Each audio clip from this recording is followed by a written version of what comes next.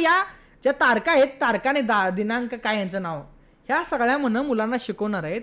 जेव्हा तो फासा आहे ना हातात, त्याच्या फासा डुक्कर पकडायचा किंवा एक प्राणी पकडायचा तो फासा तयार केलाय, जेव्हा त्या मुलींना विचारलं गेलं, त्या तारकांना विचारलं गेलं की बाबांनो हे काय आहे, जरा सांगाल काय आम्हाला, हे काय आहे, तेव्हा बुद्धिजीवी मुलींनी काय सांगितलं माहिती आहे का, एकटीने तर सांगितली की हे कावड आहे, कावड, पाणी काढायचं कावड आहे.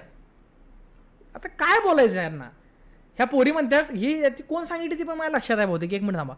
एकटी तर म्हटली बाबा हे मासं पकडायचं आहे. आता मासा एवढ्या गळपास लावायला माशाला लावणार आहे का, काय काय त्याचं काय मला कळालं नाही.